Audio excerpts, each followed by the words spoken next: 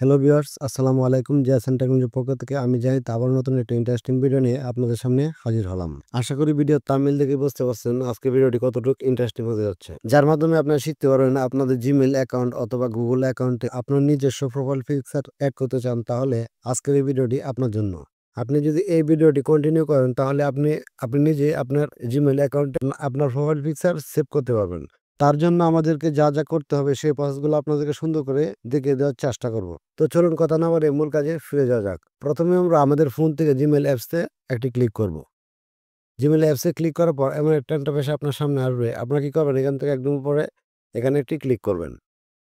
এখানে ক্লিক করার পর আপনারা লক্ষ্য করলে দেখতে পারবেন এখানে লেখা আছে গুগল অ্যাকাউন্ট। এই গুগল অ্যাকাউন্টে একটি ক্লিক করুন। গুগল অ্যাকাউন্টে ক্লিক করার পর এমন একটা ইন্টারফেস আপনার সামনে আসবে। আপনারা কি করবেন, এখান থেকে এই এমনিতে একটি ক্লিক করবেন। এমনিতে ক্লিক করার পর এমন একটা ইন্টারফেস আপনার সামনে আবার শো হবে। আপনারা কি করবেন, এখান থেকে একদম নিচে দেখতে পারবেন লক্ষ্য করলে এড এ প্রোফাইল পিকচার, এখানে একটি ক্লিক করে দেন। এখানে ক্লিক করার পর এমন একটা ইন্টারফেস আপনার সামনে আসবে।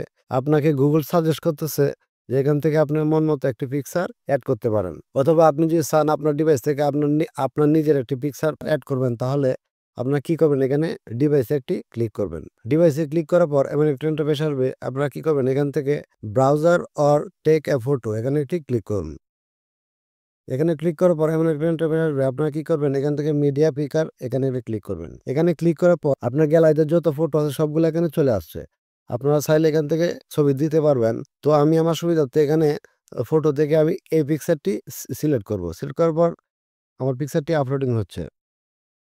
পিকচারটি আপলোড হওয়ার পরে গুগল আমাকে একটি মেজারমেন্ট দিছে, যাতে করে আমি এই মেজারমেন্টের মধ্যে আমার পিকচারটি সুন্দর করে বসাতে পারি।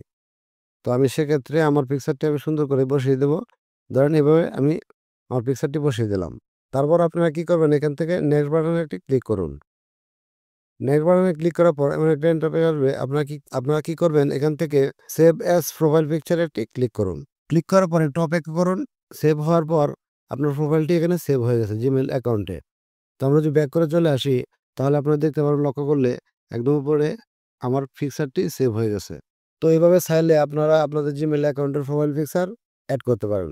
যে আর যদি আপনারা চান যে আপনার জিমেইল অ্যাকাউন্টের প্রোফাইল পিকচারটি চেঞ্জ করবেন অথবা রিমুভ করবেন, সেক্ষেত্রে আপনারা কি করবেন, আবারও এই পিকচারে একটি ক্লিক করুন। পিকচারে ক্লিক করার পর এমন একটা ইন্টারফেস আপনার সামনে আসবে। আপনারা চাইলে এখান থেকে আপনার জিমেইলের যে প্রোফাইল পিকচারটা সেটা এখান থেকে চেঞ্জও করতে পারবেন, আবার রিমুভও করতে পারবেন। তো এই ছিল আজকের ভিডিও।